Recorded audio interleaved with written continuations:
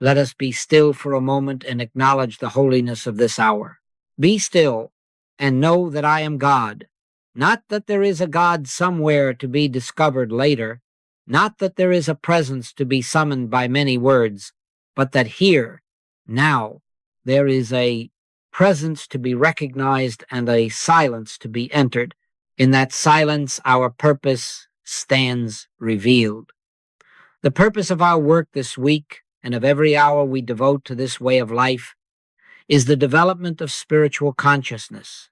Spiritual consciousness is the ability to see that which is invisible, to hear that which is inaudible, to touch that which cannot be felt.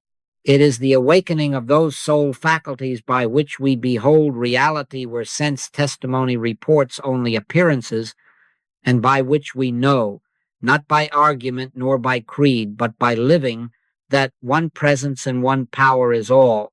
We will not be hurried past this foundation, because everything that follows rests upon it. Without spiritual consciousness, we interpret life through fear and through the ceaseless calculations of a mind trained only by the senses. With spiritual consciousness, we behold what the Master beheld when he looked upon the multitudes in the wilderness and did not see lack, when he looked upon the sick and did not see disease, when he faced the storm and did not see threat. How did he do it? Not by superior personal will, not by a technique of mental domination, but by an inner capacity to discern the unseen fullness of God where the eye reported emptiness. He said, I can of mine own self do nothing. The Father that dwelleth in me, he doeth the works. Let us adopt that humility now, for it is the door to authority. I can of my own self do nothing, and therefore I will not try. But the Father within me, the very life which is my life, doeth the works, and that same Father within you will do the same. Our central inquiry tonight is this: if God is not a competing force, how then is evil overcome? For too long, religious thought, even well-intentioned thought, has proposed two opposing powers and then invited us to place our bets and brace ourselves for the conflict. Oh no, God is not power over power. God is the only presence and power. If there were two, neither would be infinite. If there were two, you and I would be condemned to a life of defense. But the scripture says, I am the Lord and there is none else. It does not present a rival, an alternative, a shadow co-eternal with light. So then, how is evil overcome? Even as darkness is overcome, not by wrestling it to the ground, but by the recognition and presence of light. Resist not evil, said the Master, not to make us passive in the face of suffering, but to direct our attention away from combating shadows toward the beholding of the light that unmasks their non-substance. To resist is to grant substance to that which has none. To recognize is to let God be God. Our work this week will not be to heap up beliefs nor to tighten the jaw with new resolves, but to verify truth by practice. Hearing this said, reading it printed, neither constitutes demonstrating it. We will set aside hours and moments within hours for the simple, steadfast recognition of one. On waking in the morning, before the day's newspapers write your outlook, and before the calendar tells you what to fear, turn within and acknowledge one presence, one power, one life unfolding, itself as my life, as the life of my family, as the rhythm of every activity of this day. In the midst of the day, pause and return to that inner altar. Father, thou art the life of this moment. Thou art the law unto this body, unto this business, unto this conversation. At night, we will give thanks, not that certain conditions change, but that we were given the grace to see through them to the one.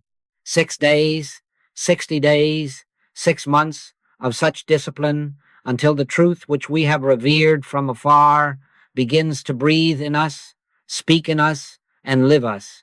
But we do not wait for a calendar date to begin. From this moment on, we practice recognition rather than resistance.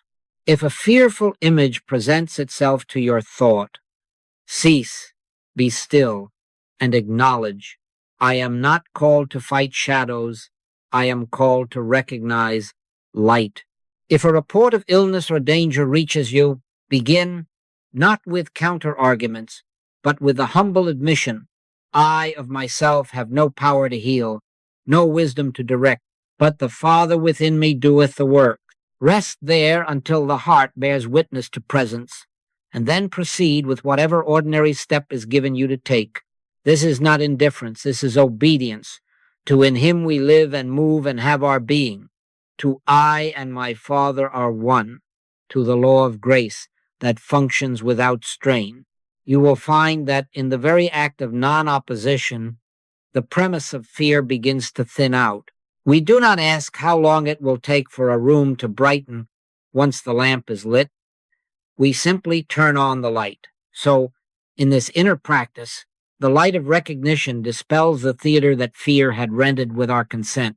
Perfect love casteth out fear, not because love is a stronger fist, but because love reveals the absence of anything to fear. Where love is recognized as presence, what is there to oppose?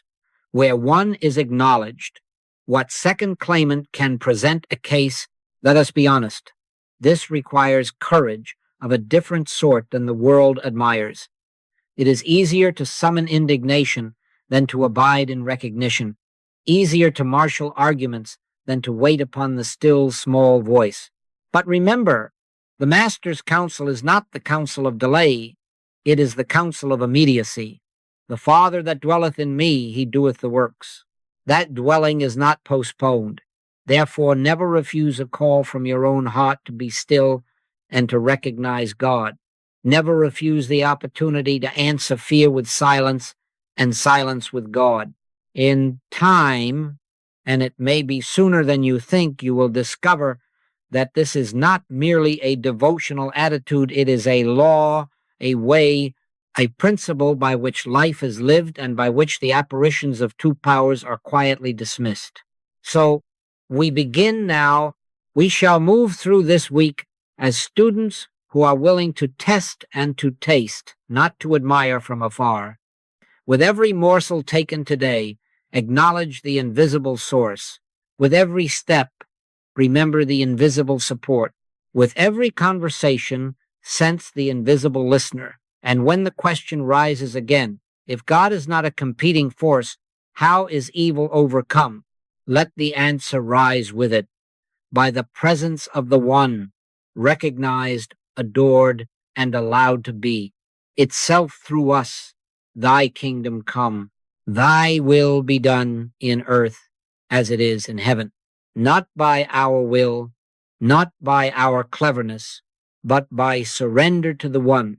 I can of my own self do nothing. The Father within me doeth the works. Let that be our humility and our authority, our foundation and our practice, our opening quiet and our daily song. Let us allow the next word to settle into the quiet we have already felt. God is not power over power. God is not a larger fist, a brighter sword, a swifter strategy pitched against an enemy. I am the Lord, and there is none else. Is not poetry. It is law. God is the only presence, the only power, the only cause, and the only law. Where the human mind has been trained to assign grades to forces major and minor, benevolent and malignant, the spirit knows but one. The moment we attempt to make God a counterforce, we shrink the infinite into an actor on our little stage, and we condemn ourselves to live by conflict instead of by grace. Oh no, God is not summoned to our battles. God is the light in which battle cannot appear, the life in which opposition cannot draw breath, the truth before which the lie finds neither voice nor echo. Resist not evil, said the Master. And that one sentence has confused the world that still relies upon the fists and the slogans of power. But The Master did not sanction passivity, he sanctified perception. To resist is to confer a second power status upon that which parades as evil. To behold is to deny it the credentials it craves. God is light, and in him is no darkness at all. Who has ever seen darkness chased out by broom or broomstick? No, turn on the light, and the report of darkness dissolves of itself. So too with fear, with hatred, with contagion, with lack. We do not strain our muscles against them. We do not sharpen arguments against them. We behold light where they pretend to be. We grant them no tenancy. We revoke the lease we had unknowingly signed by believing in two powers. This requires a holy redirection of prayer itself. We do not pray against, we do not plead with the infinite to come down and overturn an adversary. Prayer as battle is the last stronghold of belief in two. Authentic prayer is beholding, resting in that inner altitude from which we see what is and refuse to lend reality to what only claims to be. When the mind begins to argue, gently answer, I can of my own self do nothing, neither can my mind of itself establish harmony. The Father within me doeth the works. Then, in quiet adoration, behold that Father as the only life animating, the only mind conceiving, the only law maintaining, the only substance appearing. In that beholding, the suggestion of a second law, a rival life, a contrary mind finds no entrance. How did Jesus feed 5,000 with a few loaves and fishes? By perceiving food where sense testimony reported insufficiency. How did he restore sight to the blind? By beholding light where the eye announced darkness. How did he raise Lazarus? He lifted his eyes and said, Father, I thank thee that thou hast heard me. Gratitude before the stone was moved. Recognition before any outward change. Not a duel with death, but an acknowledgement of life as the only fact. How did he still the storm? He did not negotiate with waves. He spoke from the recognition of the law of harmony. Peace, be still. In each instance, there was no counterforce deployed, only presence recognized. There was no quarrel. There was beholding. Imagine, not years from now, but in the next hour, a report arrives at your door, a letter bearing the seal of threat, a voice on the telephone carrying fear, an ache in the body clamoring for attention. The reflex trained by a lifetime of two-power thinking leaps up to fight, to argue, to brace, to collect opinions, to draft complaints, to heaven. Stop, turn on the light, sit a moment and acknowledge, Father, thou art the only presence here. Thou, life, fill all space. Thou, mind, govern all action. Thou, love, interpret every relationship of this moment. I am not here to wrestle shadows. I am here to behold the one. Rest there until the heart bears witness, however subtly, that light is recognized. Then do the next ordinary thing presented to you, perhaps to make a call, perhaps to drink water, perhaps to send an email, but do it as transparency, not as combatant. You will find that often the letter softens, the voice steadies, the ache quiets, not because you conquered a rival, but because you refused to confer reality upon one. Let us be direct, not God over disease, but God as life dissolving the premise of disease. Not God over sin, but God as holiness revealing the unreality of a self apart. Not God over poverty, but God as omnipresence, substance, supply, before which the appearance called lack has no foothold. Not law against chaos, but law as being itself. Not safety devices against danger, but safety as omnipresent love. Each not but turns the heart from the theater of opposition to the sanctuary of recognition. Each not but cancels the invitation we had extended to fear to meet us in the arena. Do not mistake this for indifference to suffering. Love never turns its face from a wounded brother or sister. Love simply refuses to join them in believing that a second power has triumphed. When the Master touched the leper, he did not don armor, he beheld purity.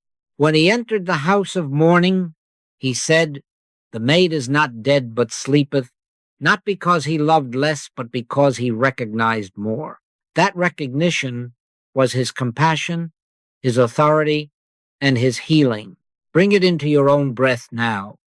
When a memory of failure rises, do not hurl affirmations at it as stones.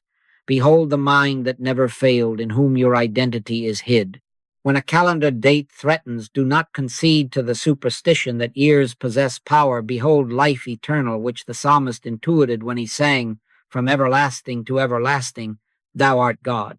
When the news parades calamity, do not form a counter parade. Enter the inner closet, shut the door of reaction, and behold that in him we live and move and have our being. From that holy beholding come the simple, effective acts of this day: kindness offered, bread shared, a word withheld, a word spoken not as tactics, but as transparency to one. If you feel the mind objecting, but is this practical? But won't evil run rampant if we refuse to fight it? Answer gently. Darkness does not become stronger because I cease swinging at it. It vanishes when I cease believing it has substance apart from the absence of light. Resist not evil is not surrender to a foe, it is surrender to God. It is the relinquishment of the premise that produced the foe in imagination. It is the unmasking of the empty theater and the patient turning of the dimmer until recognition becomes illumination. We are not improving a world of two powers. We are awakening in the one. We are not recruiting God to our side. We are standing still to see the salvation of the Lord, which is to say, to behold that there is no other side. In that beholding, prayer is no longer a plea, but a witnessing. Action is no longer a reaction, but a flow. Life is no longer a battlefield, but a transparency through which the one presence shows itself. And so the provocation becomes our peace. God is not power over power. God is the only presence and power. Recognition of one dissolves opposition at the root, and we find ourselves, even now, living in the light where nothing remains to fight and everything remains to love. Let us take the recognition we have tasted and anchor it in identity, for unless we know who and what we are in relation to the one, we will be forever tempted to slip back into two-ness and to live as if an orphan must bargain with a reluctant universe.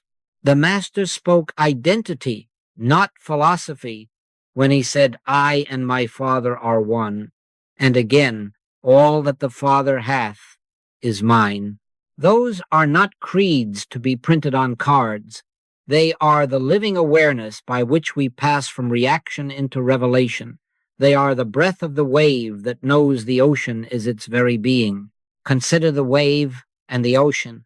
The wave is not a traveler sent out from the ocean, hoping to return someday with a good report.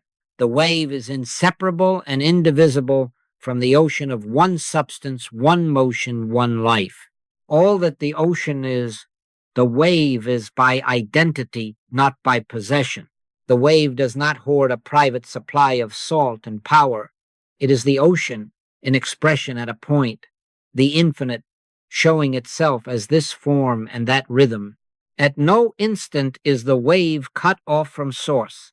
There is no seam where ocean ends and wave begins, and there is never a second sea alongside the first ready to contest the tide. One ocean, one life, one power. Bring that into your own self-knowing. You are not a separate self attempting to borrow God in emergencies. You are the life of God individualized as your being. In him we live and move and have our being is not a tribute to be sung once a week.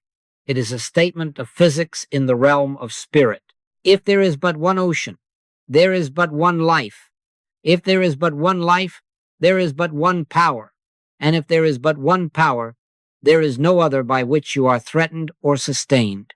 To say, I and my Father are one, is to acknowledge seamlessness now, not later.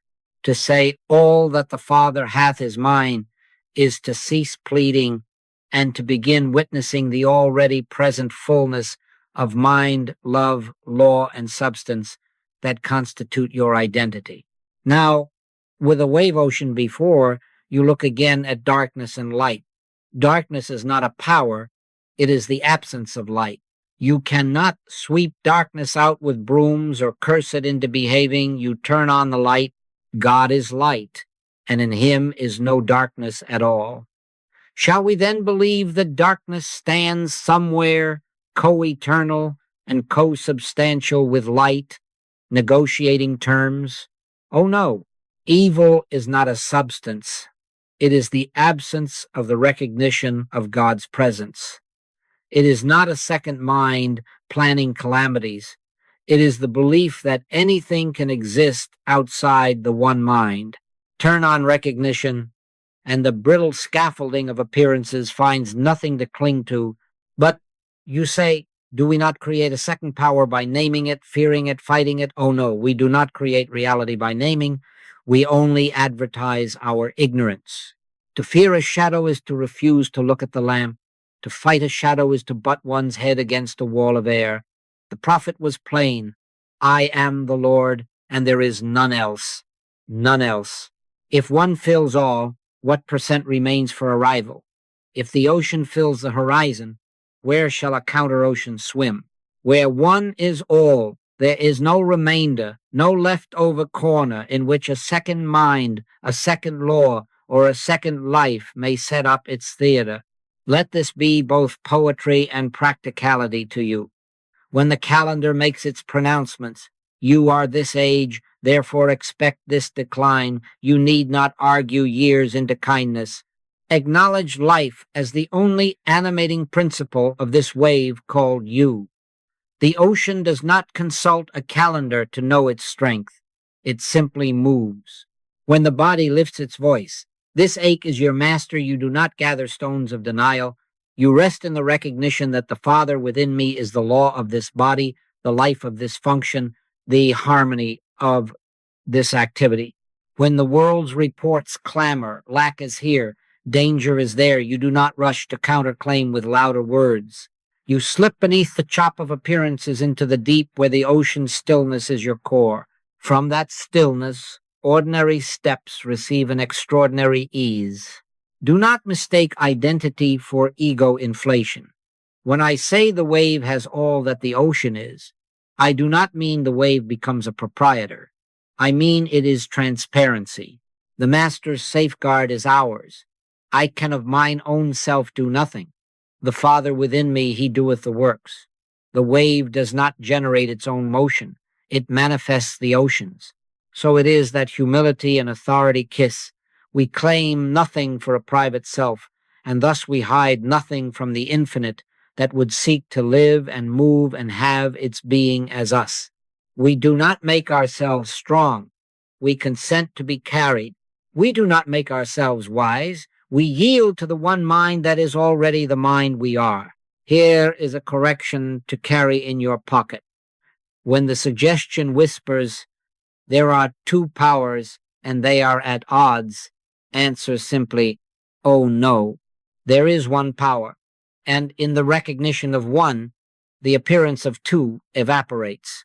When it murmurs, you are alone and must cope, answer, oh no, I and my Father are one, and all that the Father hath is mine. When it argues, light is late, and help is scarce, answer, oh, no. The Lord is my shepherd, I shall not want. Each oh no is not defiance against a rival. It is the gentle turning of the face to the light that was present before the whisper began. Carry also the corollary, where one is all, there is no remainder for a rival.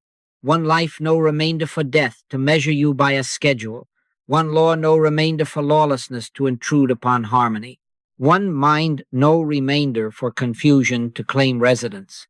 One love, no remainder for fear to demand its tithe. This arithmetic of spirit is not cold, it is warm as bread, steady as tide. It changes the way you walk into rooms, read headlines, answer telephones, and lay your head on the pillow. You will find yourself less a doer and more a beholder, less a reactor and more a transparency. And yet, paradoxically, more effective in every simple human act. Let us then set ourselves to this identity practice quietly. On waking before thought hurries to projects, pause and acknowledge. Father, I am thy wave, thou art my ocean, inseparable, indivisible, one. Through the day when disturbance flashes, do not rush to swat. Descend a moment into recognition, feel the ocean beneath the ripple, and then take the next plain step that love places before you. At night, give thanks, not that you won skirmishes, but that you lived nearer the seamless, that you refused to invent a remainder where one had already filled all. In this way, the mirage of Tunis thins without battle, and the sweetness of oneness begins to flavor everything. We are not improving a second power into compliance. We are awakening as the one expressing itself. The wave does not conquer the shore. It fulfills its rhythm and returns only to rise again by the same life. So will you, as identity ripens into realization, find that you no longer beg the infinite to visit you. You abide as its visitation, and your very presence becomes a quiet assurance to those who still fear the lie of two. Let us then look straight at the word that has bullied the world because we would not look it in the face, evil. What is it in the light of what we have seen? If God is the only presence and the only power, what cause can we assign to that which parades as a rival? None. What law can it claim? None. What principle sustains it? None. I am the Lord, and there is none else. And again the prophet warns, Cursed be the man that trusteth in man, and maketh flesh his arm. For the arm of flesh is nothingness, boast without substance, noise without power, a shadow where light has not been acknowledged. Evil is not a person, place, or thing. It is a supposition, a mental image without God to animate it, the carnal mind not subject to the law of God, and therefore a non-law, a non-cause, a non-substance. If that be so, then how has it seemed so formidable? Because we have consented to its stage. We have offered it the boards on which to strut by believing in two powers and by engaging it as if it were a litigant worthy of our defense. Resist not evil, said the Master, and the untutored ear calls that capitulation. Oh no, it is instruction in spiritual physics. To oppose that which has no law is to lend it our breath. To argue with a shadow is to honor the absence of light. Non-opposition is not indifference. It is the holy refusal to supply a theater, a script, and an audience to a play that cannot open without our ticket. This is why the operational stance of the Christ is always first stillness. Be still and know that I am God. Stand still and see the salvation of the Lord. Before an outward step, a word, or a gesture, the inner consent to one is established, and in that acknowledgement, the mind withdraws its secret subsidy to the lie. In the stillness, we cease underwriting a second power. We cancel the policy the world belief took out in our name. When the mind's consent is withdrawn, when the heart rests in one, where is the stage on which evil may play? Where is its orchestra, its lights, its audience? It finds none and departs as quietly as it came in the imagination. Consider the case of contagion. Germs are not gods. They are not lawgivers. They do not carry credentials signed by omnipresence. If God is life, then life is the law unto every function, the rhythm of every cell. the harmony of every process. What, then, is a germ that would claim to override the law of life, the arm of flesh, a supposition without principle? When a report comes, this is in the air, this is on the doorknob, watch the first movement of fear that would turn you into a combatant in a two-power world. Stop. Be still. Father, thou art the life here. Thou art the law here.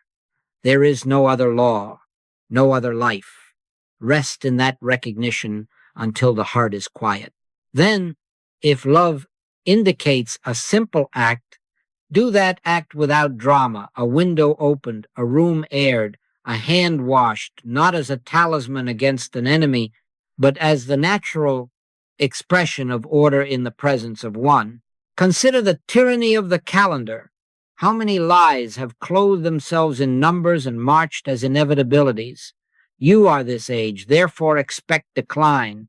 This season, therefore expect infirmity. Oh no, the calendar is not dominion. God is dominion. With long life will I satisfy him, sang the psalmist. And again, my times are in thy hand. When dates whisper their superstitions, answer with simplicity, I and my Father are one. Life is the only life here. The ocean does not consult a page to know when to rise, nor does the wave. We honor good order in our affairs, but we refuse to mortgage our expectancy to arithmetic that pretends to legislate for life. Look also at threat and conflict. A letter arrives bristling with accusation, a neighbor's word bristles with heat, a nation's headline bristles with fear. The reflex is to rebut, to outshout, to match force with force. Non-opposition is not silence born of cowardice. It is the undisturbed beholding that deprives the scene of its counterfeit oxygen. No weapon that is formed against thee shall prosper, not because we forge a superior blade, but because in the recognition of one law, the weapon finds no law on which to operate. It rusts in the air. Be still, recognize, then speak if a word is given, or keep silence if that is the word. Write the letter if love dictates, or let it lie if love withholds. In either case, do not manufacture a battlefield for that which never owned one. Do you see how practical this is? The phenomenon called evil, pain, lack, chaos requires a premise to persist. It requires a belief in a second cause, a competing mind, an alternate law. Drop the premise, and the phenomenon discovers it has no law by which to endure, not by your might, not by your ingenuity, but by the exposure of its lawlessness. Darkness does not negotiate when the lamp is lit. It vanishes for want of substance. So the fever cools, the letter changes, the habit loses its spell, not as trophies of our combativeness, but as the quiet consequence of recognition. We must be clear. This way does not license negligence. It empowers discernment. In stillness, we do not abdicate responsibility. We relinquish the false responsibility of being a private power and accept the true responsibility of transparency to God. I can of my own self do nothing. That is the safeguard against arrogance. The Father within me, he doeth the works. That is the source of effectiveness. From this altitude, we are led into sane, simple acts that harmonize with grace, not panics that prop up a theater. Train yourself, then, in this holy withdrawal of consent when the whisper comes. This is dangerous. This is urgent. This demands resistance. Answer, oh no. Be still and know. Let the heart sink down through the agitation until it finds the floor of one. There, acknowledge, Father, thou art the only presence and the only power. There is none else. Wait until a felt peace assures you that the lease has been canceled, that you have vacated the arena of two. Then, and only then, take whatever next plain step love places before you. You will find that where the stage has been dismantled, the actors wander off of themselves. This is how evil loses a battlefield it never owned. We do not muscle it off the ground. We quietly remove the ground. We do not crown a victor. We reveal the absence of a rival. And as this becomes steady in you, not as a theory, but as a practice stance, you will watch the theater of your days grow calmer, simpler, more transparent to good. Not because the world has agreed to be kind, but because you have ceased to sponsor a second power. The Lord is my light and my salvation, whom shall I fear? In that light, the arm of flesh withers, the rumor of two subsides, and life proceeds with the unforced rhythm of the ocean, expressing itself as a wave called you. Now, having seen how the stage of two-ness is dismantled by recognition, we must speak plainly about our habit of telephoning the infinite. There has been a season, and I honor it, when a telegram or a telephone call to a practitioner or a prayer group served as a bridge between panic and peace. But hear me, the day is passing when you can count on sending a wire across town or across oceans for spiritual rescue. Not because help will grow scarce, but because grace is insisting that the Comforter be discovered not in the next room, but in the next breath. If I go not away, said the Master, the Comforter will not come unto you. If the crutch never leaves your hand, the leg never learns its God-given strength. This is not a rebuke of love. It is a gentle rebuke of dependency. A constant reliance on another's realization becomes in time a denial of the Christ within you. As long as you depend on my spiritual qualities, you will not develop them within yourself. Oh no, this is not my work alone. It is yours. Ye have an unction from the Holy One, and ye know all things. The anointing is in you now, not as a theory, but as the same presence that moved upon the waters, that raised Lazarus, that fed the multitude. When you send a desperate message outward while refusing to enter the inner closet, you postpone the hour of your own awakening. Let us be frank. There will be moments when the line is busy, when the post is late, when the friend is asleep. Will God then be absent? Never. Lo, I am with you always. The Comforter, the Spirit of truth, abides not in someone else more favored, but within the very consciousness that now worries and wonders. The shift we are making is not from bad helpers to good helpers. It is from outsourcing to indwelling. Enter into thy closet, and when thou hast shut thy door, pray to thy Father which is in secret. Shut the door on the world's switchboard, and discover the line that never breaks. Understand what I am saying and what I am not saying. I am not condemning those who have helped you, nor the times you have reached. For many, those prayers were lifelines. But I am saying that to continue, year upon year, to live on borrowed light, is to refuse the lamp that has already been set on your own table. The Master did not train hearers. He trained doers. The works that I do shall ye do also, and greater works than these shall ye do. How shall you do them if you forever place your call to someone you believe to be nearer to God than you? Oh no, draw near, and you will find you were never far. From this moment on, never refuse a call. I do not mean never refuse an interruption. I mean never refuse a summons to the Christ in you. When the phone rings with fear, when the child cries with fever, when the letter arrives with threats, do not say, I must find someone who can pray. Say rather, Father, here am I, send me, be still, acknowledge one. I can of mine own self do nothing. The Father within me, he doeth the works. Wait until peace, not bravado, but peace settles like a quiet weight in the heart. Then do what love indicates. Lay a cool cloth, speak a calming word, prepare a simple meal, or, if so guided, place a call not to extract power but to share peace. The authority is not personal. It is the ocean moving as this wave. Some of you protest, but I am not ready.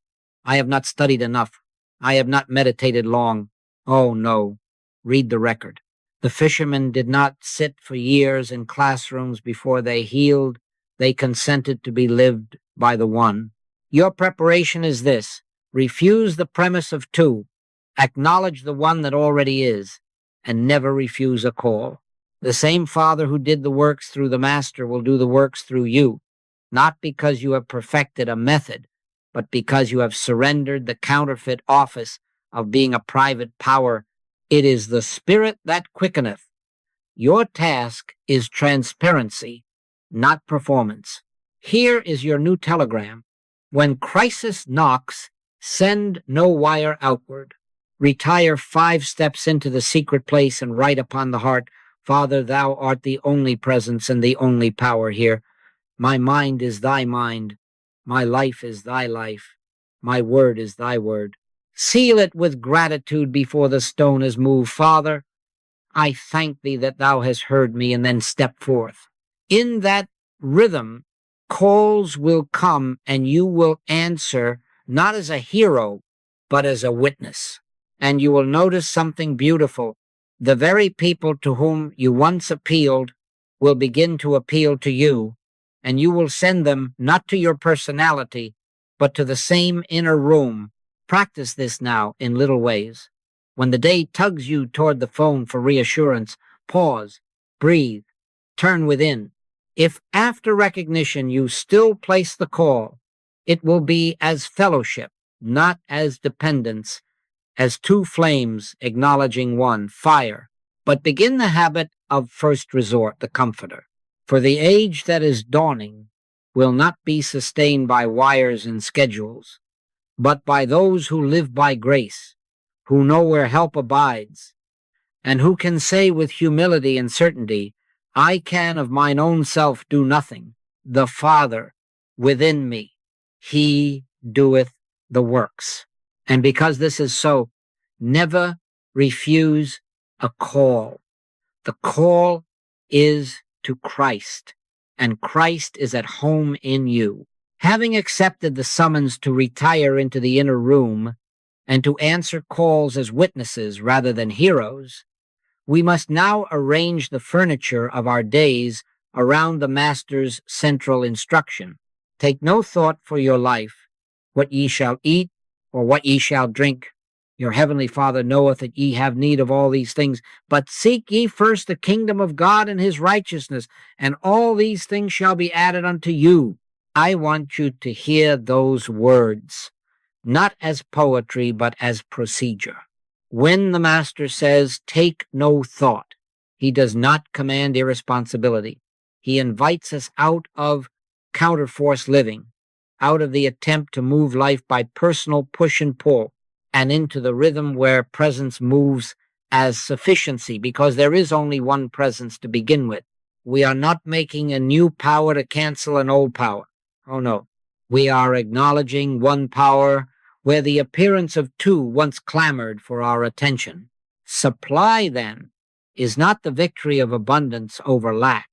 It is the recognition that Source is present as every function and form required for this hour.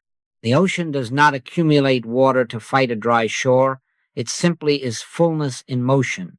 So with God as our life, mind, and substance, we do not bargain for bread. We witness that all that the Father hath is mine, and bread appears as the natural language of grace. Begin where life is simple, because the principle does not require complexity to prove itself. On waking before thought rents 100 rooms in the inn of your attention, be still and turn your face inward. Father, thou art the only presence and the only power. I rest in thee. Whisper it, or let it be the quiet shape of your first breath. Do not run out to gather manna with anxious hands. Let the recognition of one ripen in you until it softens the forehead, slows the heart, and sweetens the glance. This is not delay. It is the only haste permitted us to seek first the kingdom. Then carry that seeking into the kitchen, into the shower, into the first email, and the first step outside the door, not as words only, but as a stance. I will not construct this day by counterforce. I will let it be added. Throughout the day, pass from taking thought to giving thanks. With every morsel, pause, if only for the measure of a sigh, and acknowledge, Father, this is thy appearing as food. I receive thee. At the desk, as an idea illuminates a page, murmur within, thank you, mind is being mind as me. When a friend's smile greets you in the hall, let gratitude move first, love recognizing itself as familiarity and warmth. This is the practice of acknowledgement, and it becomes your new metabolism. Anxious thought used to burn your fuel. Thanksgiving will now become your breath. You will discover that acknowledgement is not a sentiment, but a law of increase, not because gratitude bribes God, oh no, but because thanks is the conscious awareness of presence, and where presence is recognized, form becomes simple. Watch how the rhythm develops. A need announces itself, a bill arrives, a deadline looms, a family table must be filled. The old reflex is to tighten, to sketch strategies, to argue with arithmetic. Stop.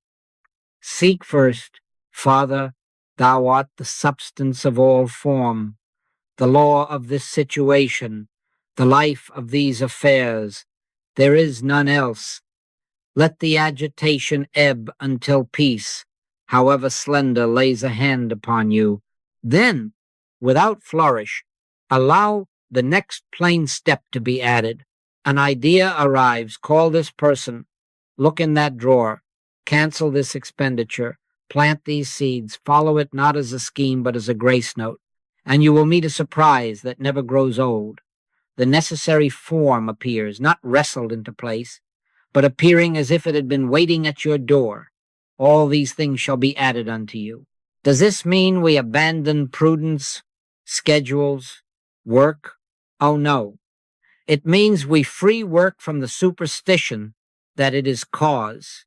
We continue to write the letters, keep the appointments, harvest the garden, pay the bills, but as branches through which the vine flows, not as separate vines sucking life from shallow soil. I can of mine own self do nothing. The Father within me, he doeth the works.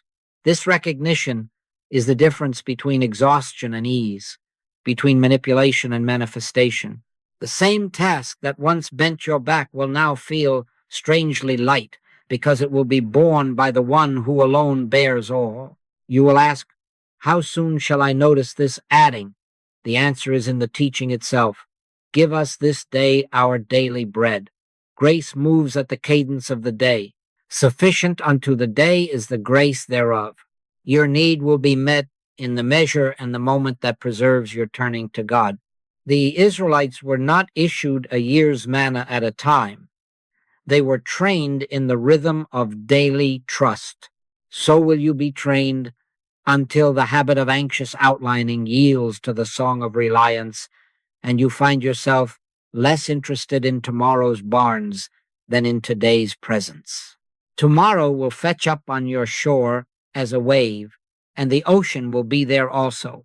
Let us be practical in our devotion. Set right now a simple liturgy for the hours of your day. On waking, 3 acknowledgments before the feet touch floor. Thou art, I am one with thee. Thy grace is my sufficiency. At meals, a pause long enough for recognition to replace appetite as the authority of the moment. At the doorway of your work, Father, this is thy activity. Be thyself here. At the first twinge of fear, lack, or haste, oh no, one presence, one power, and then a breath long enough to feel the inner weather change. Before sleep, gratitude not for trophies, but for evidences of presence. This conversation softened, that task made easy, the body unworried, the mind inclined to stillness. Do this as steadily as you would water a garden for 6 months, and watch the field of your affairs. You will discover a new arithmetic, Where there was hurry, there will be order. Where there was scarcity, sufficiency. Where there was grinding effort, a curious fruitfulness that seems out of proportion to your exertions. A contract arrives unchased. A repair costs less than guessed. A neighbor leaves a basket without knowing why. A skill ripens just in time. A closed door becomes unnecessary because a better door had been open all along.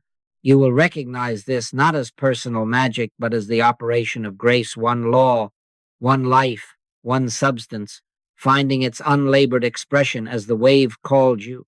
In this way we learn the holy leisure of the soul, not laziness, but Sabbath in motion. We cease rehearsing ruin and begin rehearsing recognition. We stop inventing a second power to negotiate with and find ourselves living in the ease of one. Consider the lilies, how they grow. They toil not, neither do they spin. Yet Solomon in all his glory was not arrayed like one of these. The lily is not idle, it is yielded. So are we, when we take no thought as to outcomes and take every thought as to presence. Then calls may come and we will answer. Needs may appear and they will be met. Opportunities will arise and we will be placed because grace adds where we no longer oppose. Let us make this simple, exact, and repeatable, because a principle becomes a life only by practice. We will not argue with appearances nor narrate them into fresh reality. We will enter the inner room and establish the non-opposition stance that removes the theater. Sit as you are, feet at rest, hands that do not plead but quietly agree. Let the breath grow honest, not driven, not decorative honest. 2 or 3 easy breaths, down and in, as if returning to a remembered home. Now, inwardly and without strain, let the first confession replace all imagined authorship. I can of mine own self do nothing. Father within, thou doest the works. Say it as acknowledgement, not as drama. The Father that dwelleth in me, he doeth the works. This loosens the fist around outcomes. It discharges you from the counterfeit office of managing God. Do not try to make anything happen. Consent to what already is. Second, the recognition sequence. Let your awareness sweep simple and clean. One mind. There is no other mind to fear, no private intelligence to oppose, confuse, or accuse. Let this mind be in you, which was also in Christ Jesus. One life. There is no other life, vulnerable, expendable, attackable. In him we live and move and have our being. One law. There is no other law decreeing disorder, delay, decline. The law of the Spirit of life in Christ Jesus hath made me free. Pause with each phrase until it is not a sentence but a felt altitude. One mind, one life, one law. No other mind, life, or law. Now we will move through the not but contemplations, which are doors that close on fantasy and open into fact. Not power over disease, but life, omnipresent, whole, self-expressing, the only life there is. Not power over lack, but supply. That is, substance being substance as ideas, opportunities, and forms at hand. Not power over enemies, but love that is one, no outside, no other, no adversary with credentials. Perfect love casteth out fear, not by wrestling fear, but by revealing no chamber in which it can dwell. Linger, let each not but wash the mind of its bargainings. We are not crowning one force over another. We are removing the rival and leaving the throne occupied by the alone. Now, silence. Be still and know that I am God. If thoughts parade, do not shove them. Let them pass as geese flying out of season. Sit 2 minutes in wordless awareness. If you need a clock, count 12 slow breaths. If the mind reaches for a lever, remember the master's way. If I go not away, the Comforter will not come unto you. Let the will go away.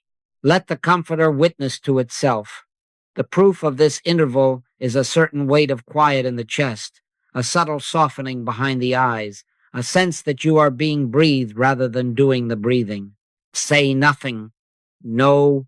When the 2 minutes conclude, do not rush the door as if leaving a sanctuary for a battlefield. There is no battlefield. Ask nothing. Simply acknowledge once more, Father, thou art the only presence and the only power. There is none else. Then permit the first plain step to be added. It may be to write the email in kinder words, to prepare a simple meal, to cancel a needless errand, to place a call as fellowship rather than fear. Stand still and see the salvation of the Lord, and then walk in the step that appears at your feet. Discipline makes grace habitual. Therefore, set this liturgy 3 times a day for 6 months, brief, faithful, exact. On waking before the feet touch the floor, I can of mine own self do nothing. Father within, thou doest the works. One mind, one life, one law, not power over disease, but life omnipresent, not over lack, but supply, that is, not over enemies, but love, that is one. 2 minutes of stillness. At midday, when the world's tempo peaks, step aside even in a restroom stall or a parked car and repeat it without apology. In the evening, before sleep returns you to the unseen workshop, repeat it once more and commend the night to the one who neither slumbers nor sleeps. Brief 3 to 5 minutes. Faithful, no skip day because of weather in the mind. Exact, no embellishment to suit a mood. What if fear interrupts between these hours? Oh no, then that is your bell. Wherever you are inwardly, withdraw, consent. One mind, one life, one law. Whisper, if need be, I can of mine own self do nothing. Father within, thou doest the works. Refuse the impulse to bargain with the picture. Sit, if only for 4 breaths, until the inner weather changes, in a queue, on a train, at a desk, before a ringing phone. This ritual is portable, because God is not local. My peace I give unto you, not as the world giveth. Receive it where you are. Do not watch the clock for miracles. Watch your stance. By their fruits ye shall know them. Yes, but the first fruit is quietness, then wisdom without strain, then provision appearing not as conquest but as naturalness. You will find that conversations lose their burrs, tasks lose their drag, and needs present with meekness as if already half met. You will not credit your technique. You will recognize the ocean expressing its own order through the wave. All these things shall be added unto you becomes not a banner but a way the day behaves. This is our practice. The holy refusal to oppose a phantom and the humble consent to one. Keep it exactly, kindly, and without theatrics. In time, and not too long, you will discover that you are answering life from a floor deeper than impulse, and that the Comforter, welcome daily, has made its home conspicuous. Then when a call comes, you will not scramble to find God, you will answer from God, and the works will witness to the source that doeth them. Now we will practice with a fear that is not hypothetical, but the one presently knocking at the door of your attention. If it is a sudden pain, a sharpness in the side, a flutter of the heart, take that. If it is a notice of an overdue bill read letters, a due date already passed, take that.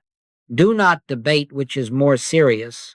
The appearance of 2 powers is the only seeming seriousness. Let the one that has shown its face step forward. And hear this at the threshold. Never refuse a call. This call is not to fight. It is to recognize. We are not about to wrestle a rival. We are about to withdraw the stage on which a rival pretends to dance. First movement, withdraw consent, pause where you are. If standing, steady the feet. If seated, place the hands at rest. Let a breath come home to you, not a manufactured breath, an honest one. Inwardly say, quietly, directly, without theater, oh no, there are not two powers here. I refuse the premise of a rival.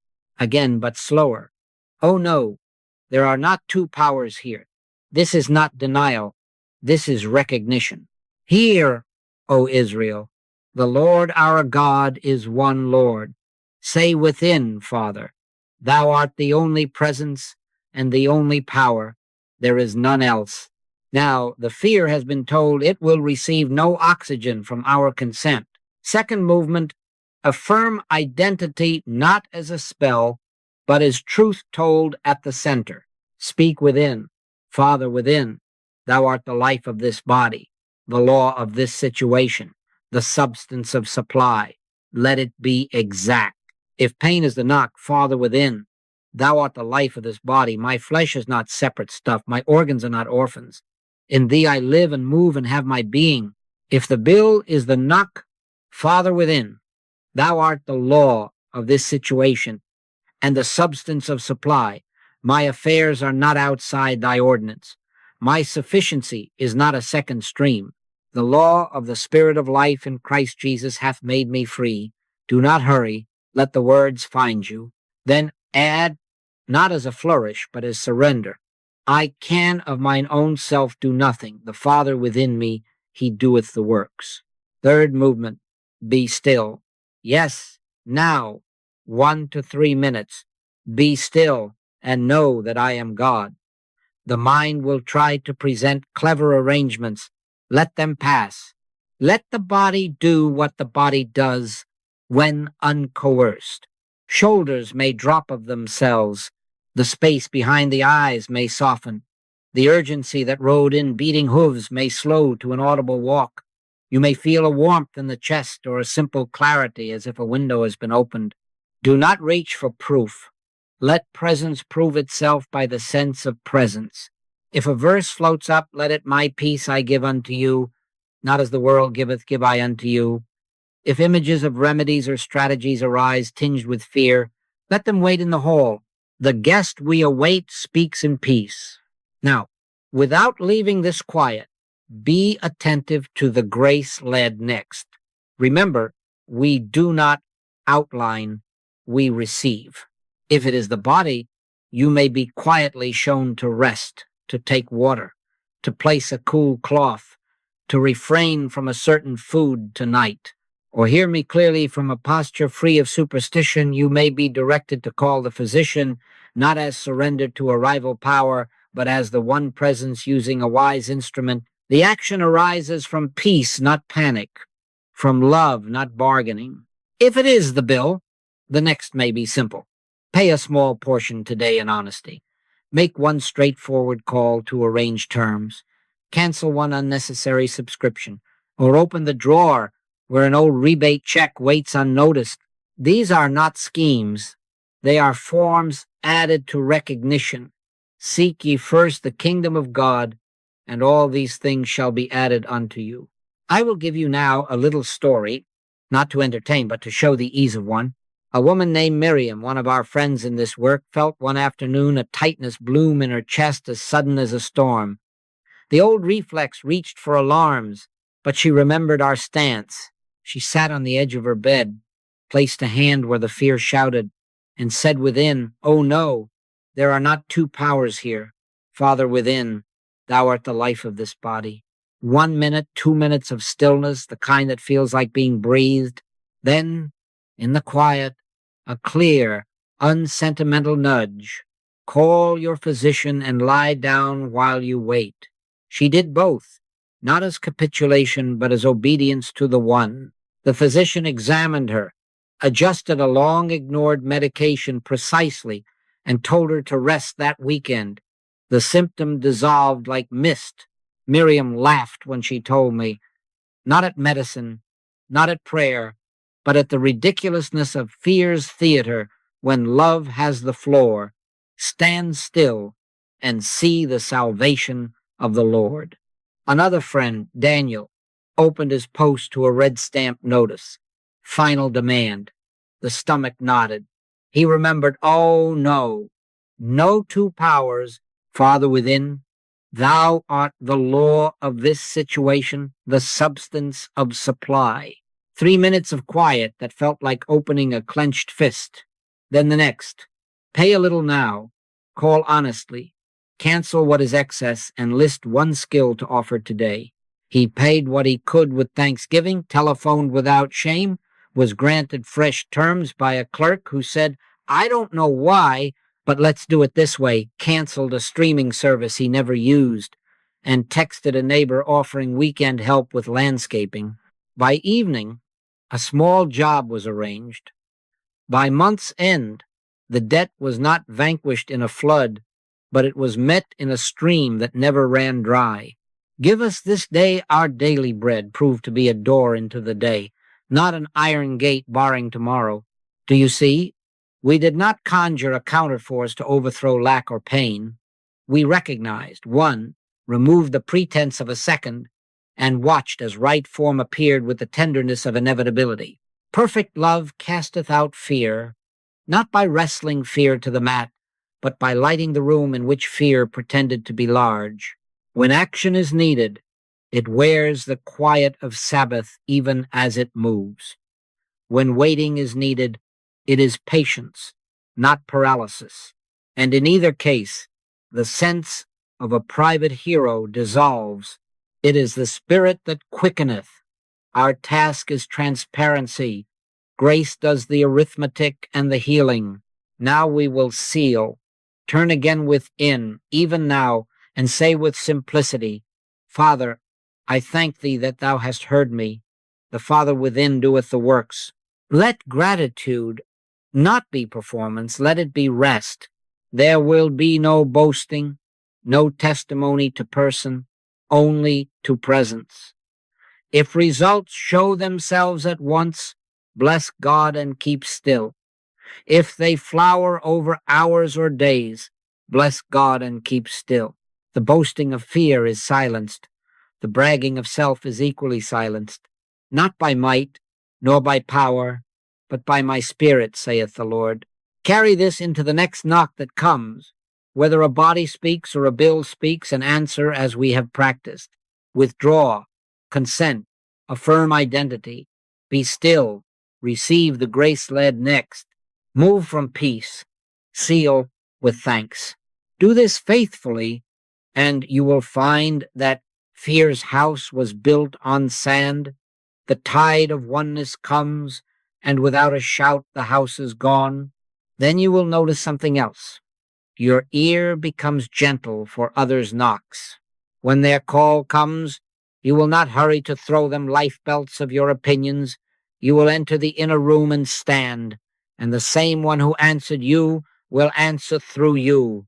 Never refuse a call, but remember who answers, always and only. The Father within doeth the works. There comes a point after the simple, faithful, exact practice has softened your forehead and steadied your breath that a pivot occurs. I have called it the transition, not because God changes, but because our experience of living shifts from effort to utterance, from managing truth to being managed by truth. My sheep hear my voice, said the Master, and at this juncture you will discover that the voice within speaks first. Guidance begins to precede need. The step appears before the road looks passable. A letter of kindness arrives before you thought to ask. Before they call, I will answer, and while they are yet speaking, I will hear. We pass from initiating to consenting, from searching to finding ourselves found. How do you recognize the ripening? Not by fireworks, but by fruit. Spontaneous gratitude becomes your native weather. Thanks rises unbidden at the stove, at the sink, on the sidewalk, not as etiquette, but as evidence. Presence is here. In moments that once produced a scramble, an urgent call, a harsh email, a sudden diagnosis of trouble in the affairs, something deeper than habit answers first. A quiet authority takes your place. You feel a weightless certainty, and you do not reach for levers. You speak a word, sometimes no word at all, and the room remembers itself. Peace, be still, is not a formula on your lips. It is the state of the one power recognized, and the waves of appearance flatten of their own accord. Healings occur without strain. Frictions dissolve. Confusions clarify. The body stops arguing with a calendar, and you will wonder, when did I do this? Oh, no, you did not. It is the Spirit that quickeneth. You find yourself on the listening side of life, and life answers for itself. Understand this rightly. The transition does not confer a new private power. It loosens your ancient belief in two. God is not a counterforce entering your battlefield. God is the only presence and the only power, revealing that there had been no battlefield but in the imagination of separation. Not by might nor by power, but by my Spirit, saith the Lord. In this phase, the ocean becomes conspicuous as your very wave. You do not summon tides to push against drought. You feel the tide already under you, and the shore drinks. Intuition ceases to be a rare guest and becomes the household voice. Thy word is a lamp unto my feet and a light unto my path, and you smile to find the lamp always just where your foot intends to fall. With this sweetness comes a necessary guardrail, for the human sense of I is quick to step forward and accept congratulations. Keep before you etched, rehearsed, and lived, I can of mine own self do nothing. The Father within me, he doeth the works. Do not personalize providence. Do not advertise your miracles, nor open a shop to trade in testimonies. Allow supply to be added in the way of grace, but refuse to make a market of grace. We are not spiritual personalities. We are transparencies. The moment you begin to narrate, I have found a method. I can produce a result. I am one who heals. You will feel the river narrow. It is mercy. It is love, withdrawing your hand from the tree of knowledge of good and evil and returning you to the tree of life. Keep anonymity of soul. Let your left hand not know what your right hand doeth. Let the works point away from you, for they are not yours. All that the Father hath is mine, yes, but all that is mine is the Father's and remains his operation, his law, his life. You will notice another grace. The world begins to call, and you do not flinch. The phone rings at odd hours. A neighbor knocks. A stranger writes. From this moment on, never refuse a call, not because you have become an emergency department.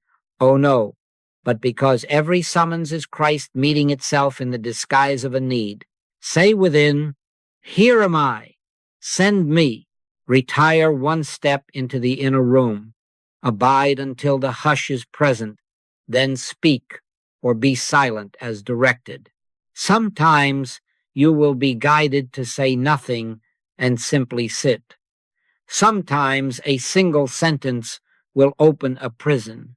Sometimes a practical kindness will be the exact sacrament. In all cases, the authority is borrowed from no one and possessed by no one. It is the ocean speaking its own name as this wave and that.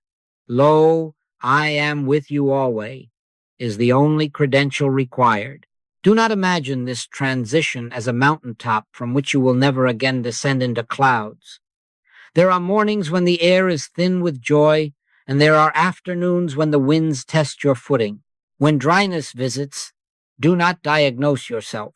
Return to the simple liturgy you have learned. Abide, abide, abide in me, and I in you. For without me ye can do nothing. Pruning is the gardener's love. Branches are trimmed, that they may bring forth more fruit. The ebb is not absence. It is the ocean training you to trust tide as much as crest, to love the source more than the swell. And as you remain, rivers begin to flow. He that believeth on me, out of his belly shall flow rivers of living water. You will feel it as a current running through ordinary hours, a sentence you did not plan, speaking itself through your mouth, a restraint you did not calculate holding your hand, a clarity you did not earn lighting your next right step. The rhythm becomes unmistakable. You seek first, it is added, you give thanks, it multiplies, you are asked, you answer, you do nothing, the Father does all. It is your Father's good pleasure to give you the kingdom. Pleasure, not reluctance, governs this giving. Therefore, take your place, modest and immovable. Keep the confession of humility in front. I can of mine own self do nothing. Keep the recognition of oneness beneath. Father, thou art the only presence and the only power. Keep the readiness of service at hand. Never refuse a call, and walk as one for whom truth has begun to utter, itself no longer carrying truth like a toolkit, but being carried by truth as a life. Then the lamp will continue to appear precisely where the foot must fall, the voice will speak before the alarm can sound, and the wave that you are will know itself as the ocean in motion, not as might over might, but as grace upon grace, until service is not a program, but your breathing, and love finds no resistance where you stand. Now, as a company of waves conscious of the ocean that bears us, let us complete our work by doing together what no one can do alone. Surrender the myth of two and consent to one, not in the secrecy of a single heart only, but as a community, a transparency through which the world may glimpse its own source. We have learned the stance. We have practiced the stillness. We have tasted the transition. Now we give back to God everything we once guarded as ours, and we do it not dramatically but truthfully, as those who have discovered that what we release to the Father returns as the Father's own appearing, orderly, sufficient, and free. Quietly then, within and as one, let us speak. Father, we loose and let go all claims to health, wealth, reputation. Thou art the health, the wealth, the life, the law. Thou art the mind that knows, the love that acts, the substance that appears as bread, appointment, remedy, and right relation. We are not possessors. We are witnesses. We are not forces. We are instruments. Thine is the kingdom and the power and the glory forever. We accept our anonymity in thy sufficiency, and we rejoice that because there is but one presence and one power, nothing stands outside to threaten or to beg. From this altar of consent, lift your inner eyes and behold the larger field. See nations not as competing wills, but as one, life forgetting and remembering itself. See markets not as cruel seas, but as waves that can be quieted by recognition. See bodies not as battlegrounds, but as forms animated by one. Life incapable of disease, as God is incapable of discord. Resist not evil, said the Master. And again, love your enemies. Bless them that curse you. Do good to them that hate you. To bless an adversary is not to crown an opposite. It is to unmask the lie of separation where we had been tempted to fight shadows. In this recognition, evil loses a battlefield it never owned.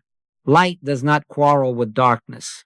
It appears, and the light shineth in darkness, and the darkness comprehended it not. Let us therefore set a simple rule of life as a people of one. On waking before the feet touch floor, we acknowledge, Father, thou art the only presence and the only power. I and my Father are one. Thy grace is my sufficiency this day. Each hour, as the bell of time tolls, we pause to remember one mind, one life, one law. We refuse to draft plans in fear. we allow the next step to be added, and from this moment on, never refuse a call when a need knocks home. Office, street, screen, retire one step within. Be still until the hush attests to presence, and answer from that silence. I can of mine own self do nothing. The Father within me, he doeth the works. Go now in this quiet authority. We do not fight for health, we abide in life. We do not chase supply, we live by grace. We do not defend name or standing, we hide our life with Christ in God. No shadow can stand before recognition, for where one is acknowledged, trueness dissolves of itself. Your heavenly Father knoweth that ye have need of these things. The knowing is provision. Therefore take no thought for tomorrow's barns or headlines. Seek first the kingdom and watch the day rearrange itself around peace. As you walk, keep the world beneath your blessing. Passing a hospital, let the word be, life, be thyself here. Reading of volatility in markets, whisper, substance is God, therefore law governs, not fear. Hearing of conflict, say within, love is one, there is no other. This is not optimism, it is obedience. Be not overcome of evil, but overcome evil with good, not by counterforce, but by the unveiled presence of good that leaves no foothold for pretense. In this way, we become not commentators on darkness, but lamps set upon a hill that cannot be hid. And together we seal this with a vow of glad relinquishment. Here, Father, take the health we tried to secure. Be health as these bodies. Take the wealth we tried to calculate. Be supply as these affairs. Take the reputation we tried to burnish. Be name, be favor, be influence in thy own fashion. We loose it and let it go. We give thee the right to be thyself as us, and we give up the right to explain how. Not by might nor by power, but by my spirit. And so we go unarmed except with recognition, unhurried except by compassion, unknown except to love. Freely ye have received, freely give. Do not wait to be improved. Consent to be used. The ocean does not ask the wave to be larger. It asks only that it yield, and in yielding it moves shorelines. So, with us, we will keep the morning contemplations. We will punctuate the hours with acknowledgments. We will answer the calls, and we will find that one power lives as our living. Lo, I am with you always. With that promise as provision, let us go forth without trumpet, without fear, without two powers, until every place upon which the sole of our foot shall tread knows the ease of God, and the world meeting us meets itself and rests